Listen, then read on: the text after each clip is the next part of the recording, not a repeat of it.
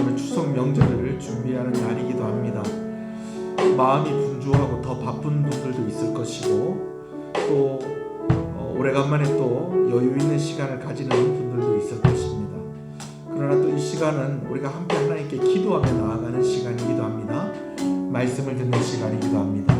먼저 우리 자신을 좀 돌이켜보면서 회개하면서 또 은혜 받을 것을 사모하는 그 마음을 고백하면서 우리 하나님께 나아가겠습니다. 다 같이 기도합니다. 자기 자신을 위해서, 내일을 위해서 기도합니다. 주여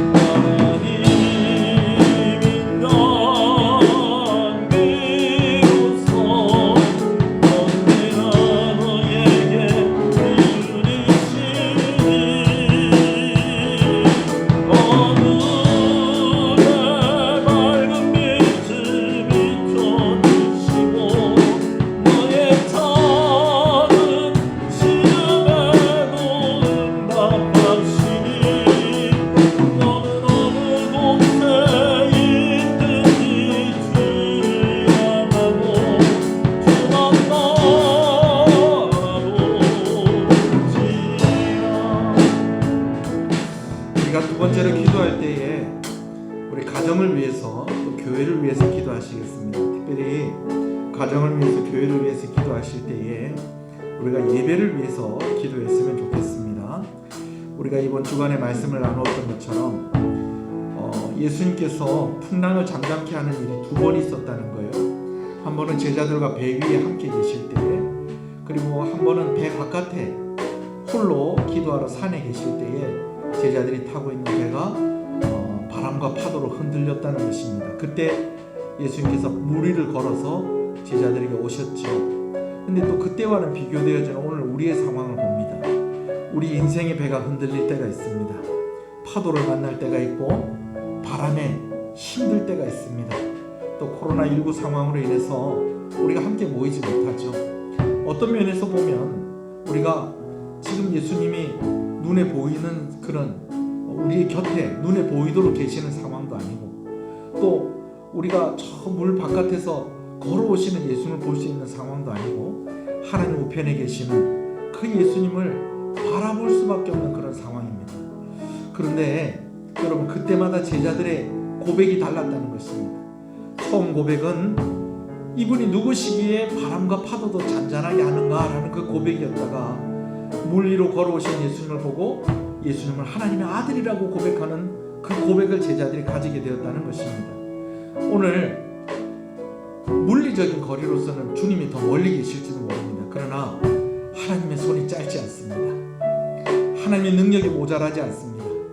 오늘 우리를 향한 하나님의 사랑이 모자라지 않습니다. 부족하지 않습니다.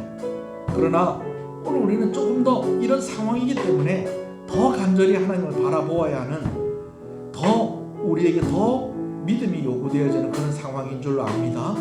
우리가 가정을 위해서 기도하고 교회를 위해서 기도할 때에 예배하는 가정이 되게 해달라고, 우리 교회가 예배하는 교회가 되게 해달라고 우리 한번 기도하시겠습니다. 교회를 위해서 기도할 때는 저를 위해서도 기도해 주시고 각 기관들을 위해서도 여러분 기도해 주시기를 부탁드립니다. 주님의 이름을 부릅니다. 주여.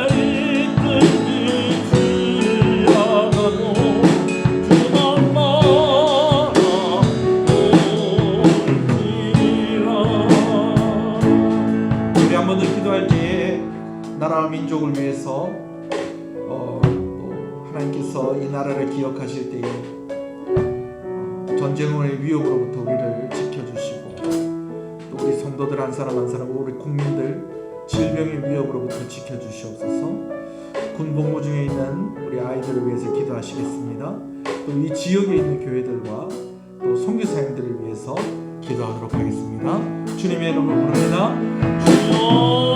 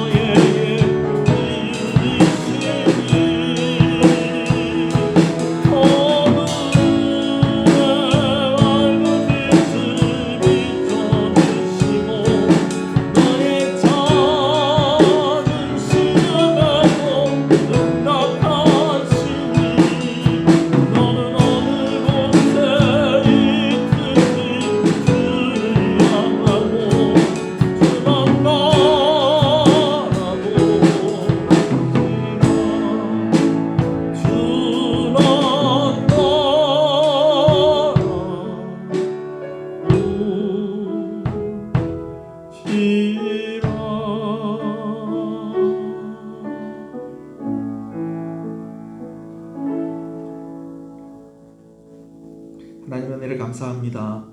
수요 기도회로 함께 모이게 하시는 것을 감사합니다. 우리 자신을 돌이켜보며 회개하며 하나님 앞에 나아갑니다. 예수 그리스도의 십자가의 은혜에 의지하여 나아갑니다. 믿음으로 나아갑니다. 영광을 돌리기를 소원하는 그 마음으로 나아갑니다. 함께 합력하여서 기도했던 기도의 제목들을 헤아려 주시고, 또 아버지 하나님 명절 연휴 가운데 있습니다. 먼 곳에 오고 가고 있는 성도들 그 길을 지켜주시고 안전케 하시고, 또 아버지 하나님 질병의 위협으로부터 우리를 보호하시고, 전쟁의 위협으로부터 우리를 보호하시고, 이 시간 아버지 하나님 우리를 통하여 영광을 받으시기를 원하시는 하나님, 홀로 영광을 받으시고 우리에게는 놀라운 은혜로 허락하여 주시옵소서. 예수님 이름으로 기도합니다. 아멘. 할렐루야. 함께 말씀을 보겠습니다. 하나님 말씀 고린도전서 2장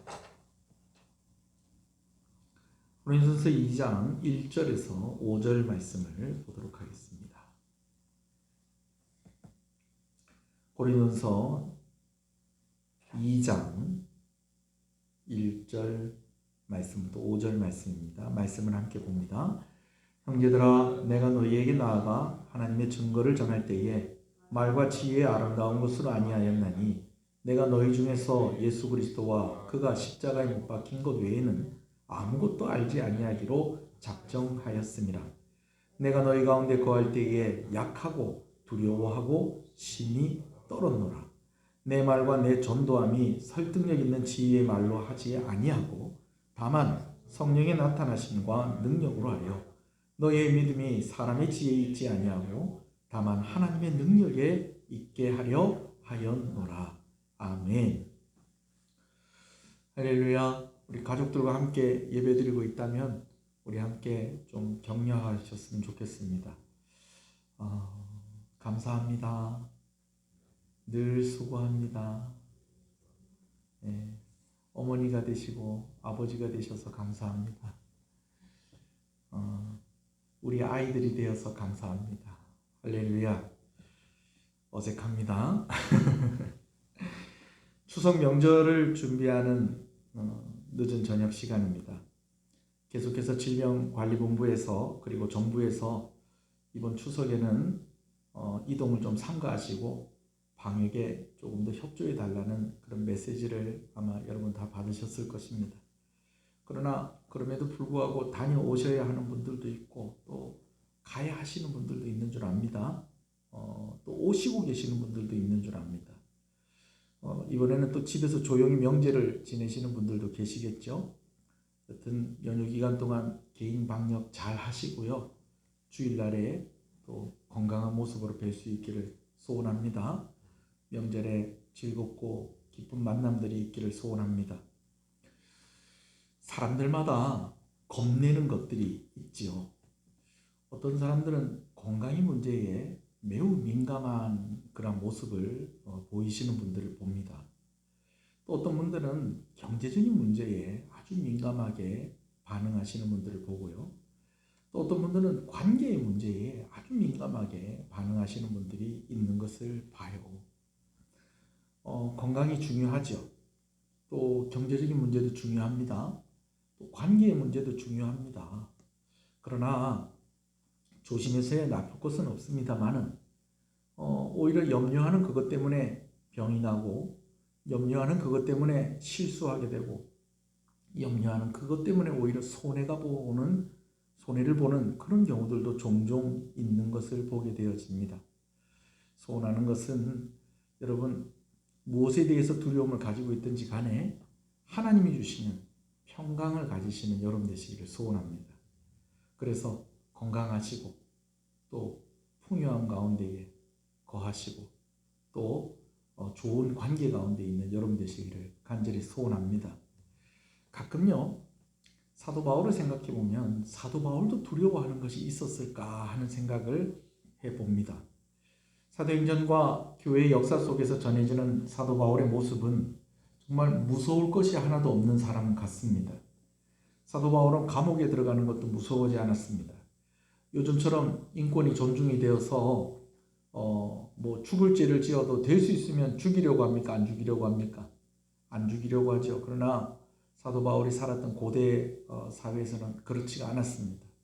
뭐 조금만 잘못하고 그리고 법을 집행하는 사람이 어떤 사람이냐에 따라서 정말 사람의 목숨이 파리 목숨 같은 그런 시절이 사도 바울이 살고 있던 시절이었습니다. 제가 요즘 삼국지를 보고 있는데요. 삼국지를 보면서 제일 많이 나오는 단어 중에 하나가 뭘까라고 할 때에 저놈을 끌고 가서 참수해라 라는 말이 정말 많이 나오는 것 같아요. 여러분 요즘 감옥에 가도 아우 내가 죽었구나 라고 생각하는 사람은 아마 없을 거예요. 그러나 사도 바울의 시대에는 감옥에 간다. 이건 곧 내가 뭐 할 수도 있다. 죽을 수도 있다라는 것을 의미하는 것이었습니다. 그러나 사도 바울은 감옥에 들어가는 것을 무서워하지 않았습니다. 경험이 없어서 겁이 없는 사람도 있고 경험이 있기 때문에 겁이 더 나는 경우들도 있어요. 그래서 여러분 하루 강아지가 왜 호랑이한테 댐빌인지 아세요? 얼마 안 살아봤거든요. 그래서 호랑이가 무서운 줄을 몰라요. 근데 여러분 한 번 호랑이를 경험하면 어떻게 되겠습니까? 겁을 내겠어요? 안 내겠어요? 겁을 내죠. 여러분 사도 바울이 매 맞는 것 겁을 낼까요? 안 낼까요? 냈을까요? 안 냈을까요? 사도 바울이 돌에 맞는 거 겁이 났을까요? 겁이 안 났을까요? 여러분 물론 겁이 나긴 났을 겁니다. 그러나 매를 맞고 돌에 맞는 것 그거 감수하면서도 사도 바울은 사역을 감당하는 사람이었습니다. 심지어는 얼마나 심하게 맞았는지 사람들이 사도 바울에게 돌을 던져서 사도 바울이 죽었는 줄 알고 내다 버렸는데 하나님께서 그를 살리시는 그러한 은혜도 있었습니다. 그런 일들도 있었죠. 여러분 그런 것 같으면 우리 같으면 어떻게 하겠어요? 다시는 선교나 뭐 이런 사역하지 않고 뭐 그냥 조용히 살려고 하겠죠. 그러나 사도 바울은 하나님께서 다시 일으켜 세워주시니까 다시 그 성에 들어가서 성도들을 만나고 했던 그런 이야기들이 사도행전에 기록이 되어 있는 것을 봅니다. 사도 바울이 나중에 서신서를 통해서 그가 사역했었던 그 어려움들을 이야기하는데 정말 이 어려움들 이 중에 한 가지만 겪어도 사람들은 다 포기할 만한 일들인데 사도 바울은 정말 사역하면서 수많은 어려움이 있었지만은 그 일들을 잘 감당했던 것을 봅니다. 그래서 그를 보면서 야, 이 사람은 무서운 게 도대체 있을까 하는 그런 생각을 가지게 한다는 것입니다. 물론 무서웠겠죠.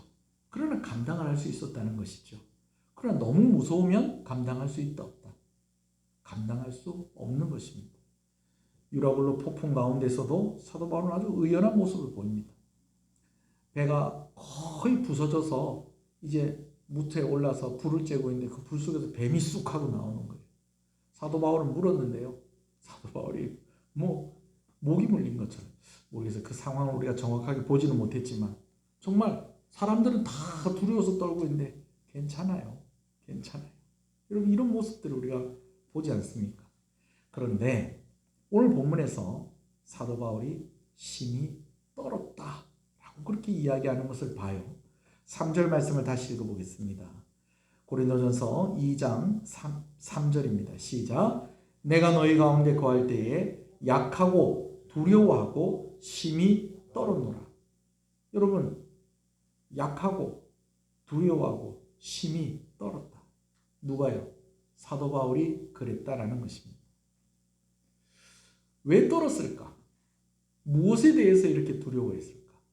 무엇이 그렇게 사도 바울에게 약한 것이었을까? 약점이었을까? 그것도 심히 떨었노라 라고 그렇게 이야기하고 있지 않습니까? 물론 나중에 이야기를 계속 쭉 읽어가다 보면, 설교 말씀을 듣다 보면 이 심히 떨었다라는 것은 정말 무서워서 덜덜덜 떨었다라는 그런 의미라기보다는 내가 조금 더 경계하고 조심했었다라는 그런 의미로 우리가 이해할 수는 있겠습니다. 그러나 그 앞에 뭐라고 얘기해요?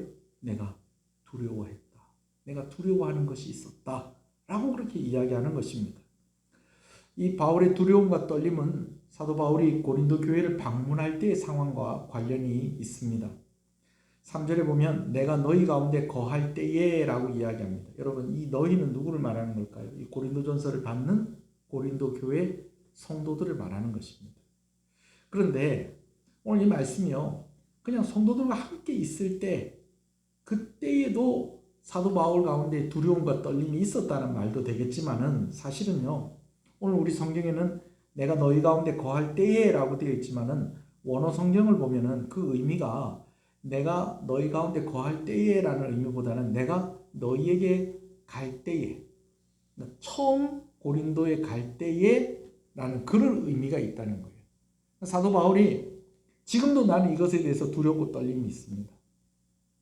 그리고 내가 여러분들과 함께 있을 때에도 나에게 두렵고 떨림이 있었습니다. 그런데 어쩔 때도 처음 갈 때에도 무엇이 있었다는 거예요? 두려움과 떨림이 있었다는 것을 이야기하는 것이죠. 여러분, 그것이 무엇인가? 이것은 고린도 교회를 처음 방문하기 전에 사도 바울이 무언가 어떤 일들이 있었다라는 것이죠. 그리고 나서 고린도를 방문하니까 뭔가 이전과는 다른 마음가짐과 뭔가 이전과는 다른 좀 절실하게 얻은 교훈이 있었다라는 것입니다. 그것은 어떤 곳에서의 교훈이었는 거니 바로 2차 선교와 그리고 고린도 교회가 세워진 이 고린도에 방문하기 직전에 방문했었던 아덴이라는 도시에서 얻은 교훈이 바로 그것이었습니다. 아덴은 오늘날의 아테네죠.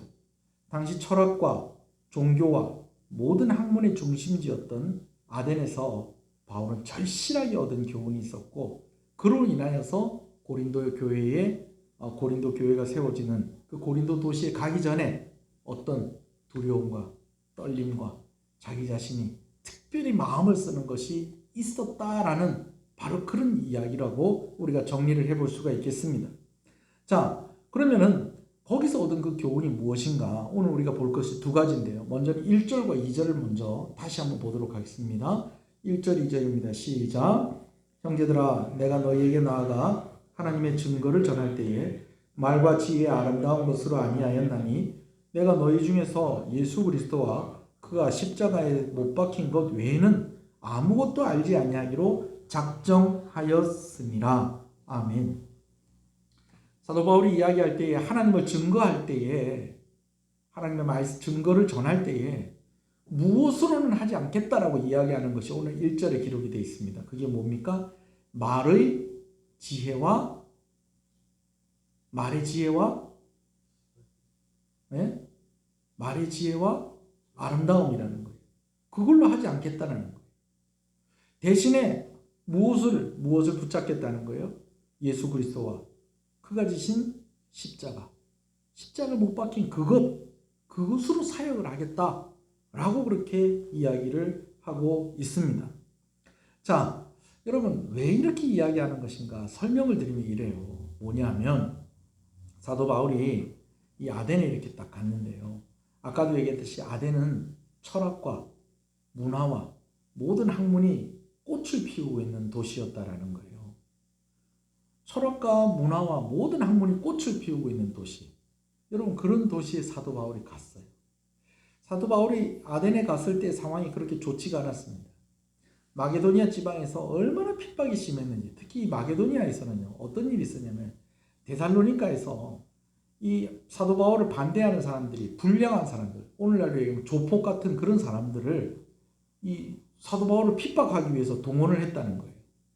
근데 이제 그 데살로니가를 피해서 베레아에 가서 사도 바울이 머물러 있을 때에 이 데살로니가에서 그를 괴롭혔던 이 불량한 사람들이 어디까지 따라왔다는 거예요? 베레아까지 따라왔다는 거예요. 그래서 하는 수 없이 베레아에서도 오래 머물러 있지 못하고 이제는 마게도니아에서 그 경계를 넘어서 아가야 지방인 아덴으로 오게 되는데 사도 바울과 함께하는 이들이 있었어요. 실라가 있었고 디모데가 있었고 누가가 있었어요. 근데 그 사람들과 함께하지 못하고 사도 바울 혼자서, 왜 내가 여기 묻었어요? 사도 바울 혼자서 이 아덴에 오게 된 거예요. 아덴에 오게 된 그런 과정 가운데에서 이제 아덴에 사람들을 이렇게 만났는데 제가 볼 때는 좀 사도 바울이 좀 휘말리고 꼬인 것 같아요. 왜냐하면 이 아덴 사람들이 너무 말을 잘하는 거예요. 그리고 머리에 너무너무 들어있는 게 많은 거예요. 여러분 그러다 보니까 사도 바울도 사실은 공부를 많이 했어요, 안 했어요? 공부 많이 했어요. 말을 잘해요. 사도 바울이 얼마나 말을 잘하는지 사람들이 막 이 사람이 막 이상한 것을 가지고 와서 말로 막 우리를 막 현혹해 하는 막 이런 이야기를 막 들었었어요. 예. 물론 어떤 부분에 있어서는 사도 바울이 좀 말주변이 없었다라고 그렇게 이야기하는 부분들도 있지만은 학식에 있어서 사도 바울이 절대로 말의 지혜와 그 아름다움에 있어서 아덴 사람이 절대로 뒤지지 않았다는 거예요. 근데 이제 아덴 사람들이 이제 하나님의 복음을 이렇게 전하는데 그것을 뭘로 받아치는 거예요? 철학과. 그러니까 오늘 본문에 나와 있는 표현으로 얘기하면 말과 지혜의 아름다움으로 그것을 가지고 사도 바울을 대하는데 사도 바울도 자연스럽게 그들을 대할 때에 어떻게 되었다는 거예요? 철학적으로 말의 지혜와 아름다움을 가지고 그들을 대했다는 것입니다. 근데 여러분 그렇게 하다가 보니까 어떻게 되었느냐? 아덴에서는 아무런 소득이 없었다는 거예요. 예수 믿는 사람들이 있기는 있었어요.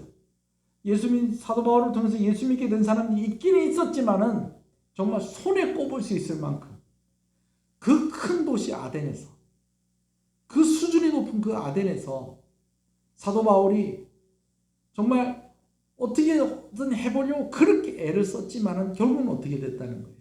별다른 소득이 없었다는 것입니다. 사도 바울이 이 아덴에서 큰 교훈을 얻은 거예요. 어떤 교훈을 얻었느냐? 내가 여기서 잘못했다. 내가 여기서 저 사람들에게 하나님의 복음을 전할 때에 저 사람들이 이야기하는 그 방식, 저 사람들이 자랑으로 가지고 있는 것들, 사실은 그것이 사도 바울에게도 어떤 면에서는 자부심이었고 사도 바울에게도 어떤 면에서는 큰 무기였다라고 할 수가 있을 거예요. 내가 진짜 핵심을 붙잡지 못하고 나의 작은 재주를 의지했었구나. 그 재주가 무엇입니까? 말과 지혜의 아름다움이었다. 철학을 한 사람이니까 철학을 통해서 이야기하면 되겠지. 과학을 한 사람이니까 과학을 통해서 이야기하면 되겠지. 여러분 물론 좋은 접근입니다. 그러나 결론과 핵심은 무엇이 되어야 되느냐? 예수 그리스도와 그가 지신 십자가가 결론이 되고 핵심이 되어야 되는 것입니다. 근데 제가 아까 말씀을 드린 사도 바울이 좀 말린 것 같아요. 휘말린 것 같아. 뭐 이렇게 얘기하다 보면 우리 그럴 때 있잖아요. 그죠? 내가 이 얘기를 하려고 하는데 자꾸 옆에서 끼어들고 또 이야기를 또 이쪽으로 끌고 가고 여러분 이럴 때가 있잖아요. 그죠? 근데 이런 경험들을 통해서 사도 바울이 이제 고린도 도시를 앞두고서는 어떤 마음이 들었다는 거예요. 아, 내가 무엇으로 하지 않아야 되겠다. 말로 하지 않아야 되겠다. 내가 지혜의 아름다움을 하지 않아야 되겠다. 그렇게 되다가는 고린도서의 사역도 어디에서의 사역과 똑같아질 것이다. 아덴에서의 사역과 다를 것이 없을 것이다. 라고 하는 것은 두려움과 떨림이 있었다라는 것입니다. 무슨 얘기인지 아시겠어요? 자, 또 한 가지가 있어요. 말의 지혜와 말과 지혜의 다음이 아니라 십자가에 못 박힌 예수 그리스도의 능력이 제일 중요하다라는 이 교훈과 함께 사도 바울이 두려워하고 떨면서 경계했었던 또 한 가지 교훈이 있었는데 그게 4절 5절에 나타나 있습니다. 그것은 성령입니다. 자, 4절 5절을 읽겠습니다. 시작. 내 말과 내 전도함이 설득력 있는 지혜의 말로 하지 아니하고 다만 성령의 나타나심과 능력으로 하여 너희 믿음이 사람의 지혜에 있지 아니하고 다만 하나님의 능력에 있게 하였노라. 아멘. 바울은 실력과 열심이 대단한 사람이었습니다. 근데 그 실력과 열심보다도 더 중요한 것이 있다는 것을 사도 바울은 고린도를 방문하기 전에 2차 선교의 과정 가운데 절실하게 깨달은 것입니다. 내 능력, 내 열심보다 무엇이 나타나야 한다? 성령의 나타남이 있어야 한다. 여러분, 사람이 어느 정도는 할 수 있어요. 어떤 일들은 사람이 감당할 수 있는 일들이 있어요. 그런 일들이 있어요. 작은 일들은. 그러나 무너지는 것도 한순간이죠.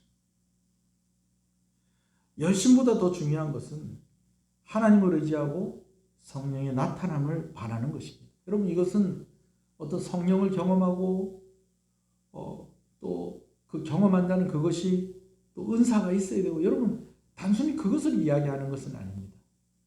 성령을 의지하는 가운데에 성령께서 이끌어 가시고 성령이 역사하시는 그 모든 전반적인 것들을 다 이야기하는 것이죠. 그 안에 은사도 들어가는 것이고 그 안에 우리의 신비한 그런 체험들도 들어갈 수 있는 것이죠. 중요한 것은 무엇이다? 내 능력, 내 열심보다도 누구의 나타남이 있어야 된다? 성령의 나타남이 있어야 한다는 것이죠. 1차 선교를 마치고 이제 2차 선교를 준비하면서 사도 바울이 또 얼마나 철저하게 얼마나 열심히 준비를 했겠습니까? 근데 여러분, 제가 누누이 요즘 사도행전 말씀을 주일날에 나누고 있잖아요. 2차 선교를 준비하면서 계획했던 일들이 거의 된 일이 별로 없습니다. 대표적으로 두 가지만 이야기하면 누구와 함께 동행하며 2차 선교를 하려고 했습니까? 1차 선교 때 동행했었던 사도 바울에게는 은인과 같은 누구요? 바나바와 함께 2차 선교를 하려고 그랬어요. 그러나 2차 선교가 시작되기 전에 벌써 바나바와 함께 헤어지게 되어집니다. 싸웠죠. 마가의 일로. 이제 더 이상 바나바와 함께 할 수 없게 되었습니다. 바나바와 함께 하지 않는 것이 바울의 계획이 아니었습니다. 그러나 그것은 누구의 계획이었다는 것입니까? 물론 사도 바울이 좀 싸우고 바나바가 또 사도 바울을 더 이상 용납하지 못하고, 여러분 이런 아쉬움이 있긴 합니다만 결과적으로 나중에 보니까 이것이 누가 계획한 일이더라는 것이 성령께서 계획하신 일이더라는 거예요. 또 한 가지는요, 사도 바울이 어디를 가려고 했습니까? 에베소가 있는 소아시아 지역, 아시아로 가서 2차 선교를 하려고 했다라는 것입니다. 그런데 주의 영이 그것을 허락하지 않았다는 것입니다. 여러분, 주의 영이 허락하지 않았다는 것은 누가 허락하지 않았다는 것입니까? 성령께서 허락하지 않았다는 것입니다. 바울이 계획하고 바울이 열심히 준비했는데 누가 허락하지 않으니까 안 되더라. 성령께서 허락하지 않으니까 안 되더라는 거예요. 그러다가 사실은 사도 바울이 있는 그 파송받은 안디옥 교회에서 쭉 갈라디아 지역을 지나서 이제는 남서쪽으로 내려가야 되는데 어디로 갔다는 거예요? 북서쪽으로 사도 바울이 올라가게 돼서 거기서 드로아라는 곳에서 있는데 마게도니아 사람의 환상을 하나님께서 보여주시면서 이제 사도 바울이 계획하지 않았던 어디로 가게 되어집니까? 마게도니아 지방으로 가게 되어지고, 또 그곳에서 여러 도시를 거쳐서 빌립보에 도착을 했을 때에 루디아를 만납니다. 그리고 또 그곳에서 또 이제 감옥에 갇히는 일이 있게 되어지죠. 그러나 그 감옥 속에서 바울과 실라가 함께 찬양할 때에 하나님께서 감옥의 털을 흔드시고 바울과 실라의 발에 채워져 있던 착고가 풀려나게 해주시고, 그리고 자결하려고 했던 그 간수에게 전도하게 하시고, 그래서 그 간수가 예수 믿고 그 가족이 예수 믿고 세례받는 역사가 빌립보 교회 가운데, 빌립보 가운데 있게 되어지고, 그 사람들로 인하여서 이제 빌립보 교회가 세워진 것입니다. 여러분, 사람이 그렇게 계획을 하면 이렇게 계획을 할 수 있겠어요? 어디를 가려고 하는데 가는 척 하다가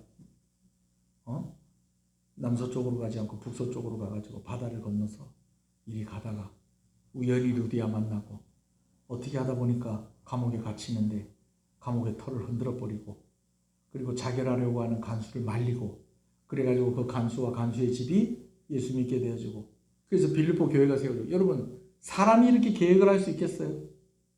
지나온 일이니까 우리가 이렇게 이야기하는 것이고, 성령께서 인도하시고 성령께서 그렇게 계획을 하셨으니까 이렇게 일이 이루어진 것입니다. 여러분, 사도 바울이 이 일들을 경험을 한 것입니다. 그리고 이제 고린도 교회를 가기 전에 그가 또 이것을 생각하는 것입니다. 두려워하고 떨리는 마음으로 다시금 점검하는 것입니다. 내 열심, 내 능력이 나타나는 것이 아니라 무엇이 나타나야 된다? 성령의 나타남이 있어야 한다는 것이죠. 두 가지 핵심적인 것이 놓쳐져서는 안 된다는 것을 사도 바울 오늘 이야기하고 있는 것입니다. 무엇이 사역의 핵심이 되어야 되느냐? 예수 그리스도와 그가 못 박힌 십자가가 핵심이 되어야 된다는 것입니다. 누구의 능력이 나타나는 사역이 되어야 되느냐? 성령의 나타남이 있는 그런 사역이 되어야 된다는 것을 알고, 그렇게 해야 되겠구나 하는 그 정도가 아니라 두렵고 떨림으로 경계하고 준비함이 고린도 교회를 가기 전에 있었다라는 것을 오늘 3절에서 그렇게 이야기하고 있다는 것이죠. 여러분, 다시 한번 이야기합니다. 이것은 열심보다 더 중요합니다. 좋은 성적도 나와야 합니다. 여러분, 우리가 열심이 중요하지 않다는 게 아니에요. 우리가 열심히 살아야 됩니다. 여러분, 성실한 여러분 되시길 소원합니다. 어딜 가나 성실함으로 인정받으시는 여러분 되시길 소원합니다. 여러분, 착하다는 말도 들어야 되는데 우리가 성실하다는 말도 들어야 돼요. 저는 착한데 게으른 사람 많이 봤습니다. 그러면 안 돼요. 착하면서 성실해야 됩니다. 성실한 여러분 되시길 소원합니다. 근데 그것만으로는 안 된다는 거예요. 좋은 성적도 나와야 돼요. 근데 좋은 성적이 나오려면 어떻게 되느냐? 포인트를 놓치면 안 된다는 거예요. 핵심을 놓치면 안 된다는 거예요. 우리가 놓쳐서는 안 될 핵심. 오늘 본문에서 무엇을 얘기합니까? 예수 그리스도와 그의 십자가, 그리고 성령의 나타남입니다. 제가 참 좋아하는 목사님 중에 박영선 목사님이 계세요. 그분은요, 정말 달변가예요. 그분의 말씀을 따라갈 수가 없습니다. 저희 설교학 교수님이셨어요. 대학원 다닐 때. 사람들이 말로는 이분을 당해낼 사람이 없습니다. 말로서 이분을 이길 수가 없어요. 옛날에 제갈공명이 말로도 사람을 죽인다고 그런 얘기가 있습니다. 참 말씀을 참 잘하세요. 정말 이분의 설교를 들으면 너무너무 은혜가 됩니다. 근데 이분이 제일 듣기 싫어하는 말이 있는데 그 말이 뭐냐면 말 잘한다는 얘기.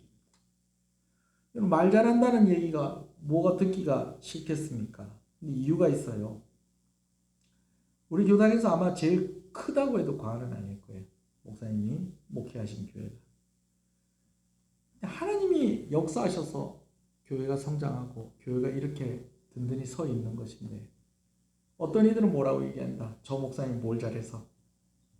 말을 잘해서 그렇다 라고 그렇게 이야기하는 것이 목사님 너무 불편하다는 거죠. 저도 이런 마음이 들 때가 종종 있습니다. 우리 교회가 큰 교회는 아닙니다만 그래도 제가 이렇게 볼 때에도 이 코로나19 상황 속에서도 교회가 큰 흔들림 없이 이렇게 가고 있는 모습을 보면 참 우리 교회가 건강한 교회인 것 같아요. 그런데 여러분, 어떤 분들이 저한테 그렇게 얘기를 했어요. 아유, 목사님 젊으니까 참 목회를 잘하시네요. 그래요. 아직은 젊다고 해도 되겠죠? 예. 아직은 40대 아닙니까? 예. 아직은 젊다고 해도 되겠죠. 목사님 참 역시 젊으니까 목회를 잘하시네요. 제가 교회를 개척했을 때부터 들었던 얘기입니다. 심지어는 어리다는 얘기까지 들었죠. 어떤 분은 아우 목사님은 정말 노래를 너무 잘하세요. 뭐 교인들이 왔다가도 뭐 그냥 뭐 새신자가 왔다가도 목사님 노래 딱 들으면 뭐 그냥 이 교회 정착하시겠네요. 이런 분들도 있어요. 아 목사님 예배당 너무 좋네요. 부럽습니다. 예배당에 있는 자리도 너무 좋네요. 와 부럽습니다. 목사님 성도들 보니까 너무 좋습니다. 와 대단합니다. 정말 목사님 복이 많으십니다. 인정합니다. 제가 참 복이 많은 목사입니다. 하나님께서 이런 것들을 저에게 허락을 해주셨죠. 아직은 젊습니다. 그래도 노래를 못 부르는 목사보다는 노래를 잘하는 목사가 안 낫습니까? 그죠? 저는 새벽 기도 때도 반주 없이 비교적 정확하게 노래를 부릅니다. 목사님 박자가 그렇게 많이 틀렸습니다. 한 번씩 그런 얘기 듣기도 합니다. 우리 딸들이나 뭐 이렇게 제 아내한테 왜 박자가 꼭 거기서 자꾸 틀려요. 근데요, 우리 딸이나 아내는 아는데 제가 이렇게 가만히 보면요, 우리 성도들은 대부분 모르는 경우들이 더 많은 것 같아요. 이왕이면 노래 잘하면 좋죠. 이왕이면 노래 잘하면 좋죠. 정말 감사한 일이죠. 좋은 성도들과 함께 있는 건 너무너무 좋은 일입니다. 예배당에 있다는 것도 얼마나 우리 교회는 축복입니까? 그러나 이게 전부가 아니라는 것입니다. 이게 핵심이 아니라는 것입니다. 예수 그리스도의 십자가, 성령의 나타남, 이것이 교회에 있어야 된다는 것이죠. 이번에 장로고시 시험 치는데 이제 고시를 치시는 우리 집사님들께 고시위원들이 물어봤대요. 교회 자랑을 좀 해보라고.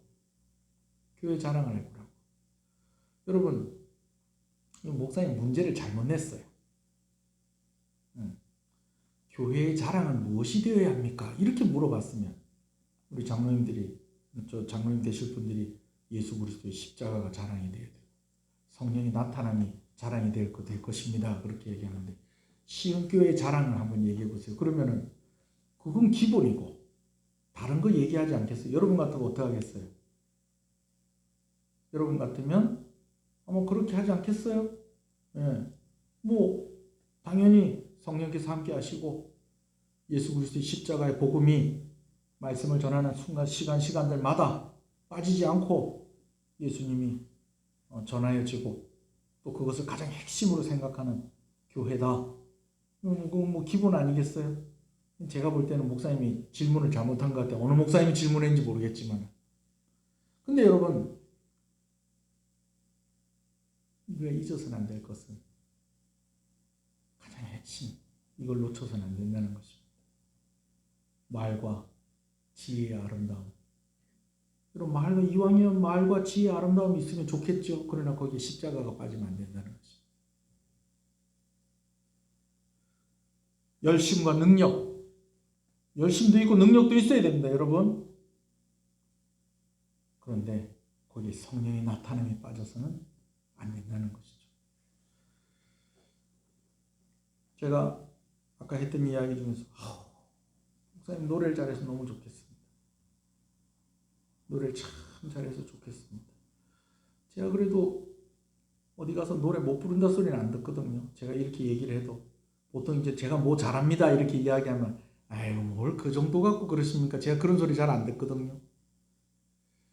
근데 제가 아프면서 여러분 아시다시피 제가 기침이 떨어지진 않았잖아요. 설교 시간에도 계속 기침하고 그랬었잖아요. 그래서 결국은 그것을 고치려고 이렇게 보다 보니까 폐에 염증이 있는데 이 염증이 아니라 그냥 보통 염증이 아니라 폐가 굳어지는 병이었어요. 그래서 그것 때문에 항암 치료를 받기도 했었죠. 약이 없으니까 제일 독한 약을 써서 그 폐가 굳어지는 것을 멈추게 한 거예요. 그래서 매년 정기적으로 병원에 가서 검사를 하고 그리고 매일매일 어제도 제가 약을 먹었습니다. 사실은 뭐 오전에 먹어야 되는데 오전에 먹으면 하루 종일 어떻게 생활을 할 수가 없어요. 뭐 여러분들이 쉽게 생각해서 매일매일 감기약 먹는다고 생각하시면 돼요. 저보고 살찐다고 뭐 너무 그런 얘기도 하지 마십시오. 제가 먹는 약에 스테로이드 성분이 들어있어요. 음식이 막 땡깁니다, 여러분. 그러니까 제가 자기 전에 먹는 거예요. 자다 일어나서 먹지는 못할 거 아니에요. 여튼지 간에 그런 병을 앓으면서 한번 제가 목이 꽉 잠겨가지고 한동안 노래가 잘 안 될 때가 있었어요. 여러분들도 잘하는 게 한 가지씩 있을 거 아니에요. 그죠? 근데 저는 잘하는 게 진짜 별로 없어요. 근데 진짜 다른 사람들도 인정할 만큼 잘하는 게 있다면 저는 노래 잘하는 거 그거 하나는 있는 것 같아요. 뭐 그런데 그걸 할 수 없게 될지도 모르겠다는 생각이 딱 드니까요. 너무 무서운 거예요. 근데 오늘 말씀을 준비하면서 제가 그때 무서워했던 것이 생각이 나는 거예요. 그러면서 저는 용기가 납니다. 왜 용기가 나느냐? 오늘 내가 다른 것을 핵심으로 붙잡고 있다면 핵심이 아닌 것을 잃어버려도 능히 이 세상 가운데에서 사명을 감당하며 살 수 있을 수 있겠다라는 그 결론을 얻는 것입니다. 무슨 말이냐?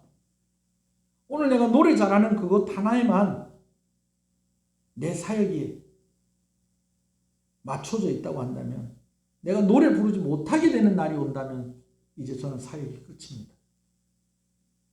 그러나 오늘 내가 예수 그리스도의 십자가를 붙잡고 있다면 오늘 내가 성령의 나타남을 소원하고 있다고 한다면 다른 것 잃어버리거나 놓쳐도 오늘 우리에게는 소망이 있다는 것입니다.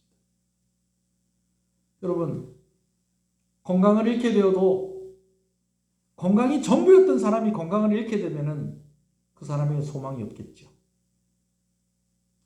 돈이 전부였던 사람이 돈을 잃어버리게 되어진다면 그 사람의 삶에는 소망이 없겠죠. 사람들과의 관계가 전부인 사람이 사람들과의 관계 부분에서 문제가 생긴다면 그 사람은 절망할 수밖에 없겠죠. 그러나 예수 그리스도와 십자가가 그 사람의 전부이라면 성령의 나타남을 의지하며 그가 살아가고 있는 것이라고 한다면 다른 것 놓쳐버리고 다른 것들이 부족해진다고 할지라도 소망이 있다는 것입니다. 할렐루야. 오늘 이 교훈을 여러분들이 받으시기를 간절히 소원합니다. 다시 한번 말씀을 드립니다. 예수 그리스도와 그 십자가를 자랑하는 자들이 되길 소원합니다. 성령 하나님을 의지하는 자들이 되기를 원합니다. 건강이 전부인 사람이 건강을 잃으면 다 잃어버린 거겠죠. 돈이 전부인 사람이 돈을 잃어버리면 다 잃어버린 것이겠죠. 사람들과의 관계가 전부인 사람이 그것을 잃어버린다. 난 자식밖에 없다. 난 내 남편밖에 없다. 내 아내밖에 없다. 나는 내 부모님밖에 없다. 라고 하는 그런 사람들이 그 관계가 깨어져 버리거나 잃어버리게 되어지면 상실해버리면 모든 걸 다 잃어버린 것이 되겠죠. 그러나 예수 그리스도와 십자가가 전부인 사람은 다 잃어버릴 수가 없습니다. 그분에게 여러분들이 전부이기 때문입니다. 성령이 나타남이 전부인 사람은 다 잃어버릴 수가 없습니다. 성령께서 오늘도 저와 여러분 가운데 역사하시기 때문입니다. 우리 오늘 한번 이 말씀을 생각하시면서 1분 정도 한번 기도하시겠습니다.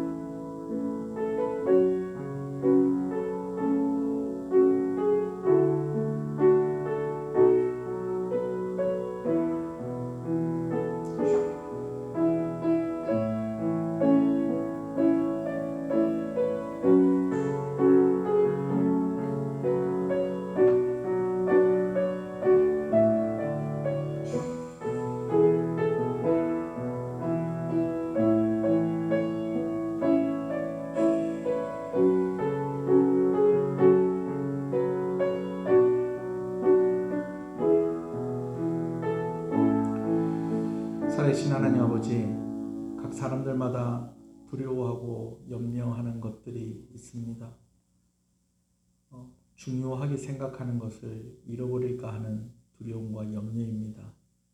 그것 때문에 너무 떨고 그 염려로 인해서 오히려 병이 나고 실수하고 잃어버리게 되는 그런 모습들도 우리가 종종 보게 되어집니다. 하나님,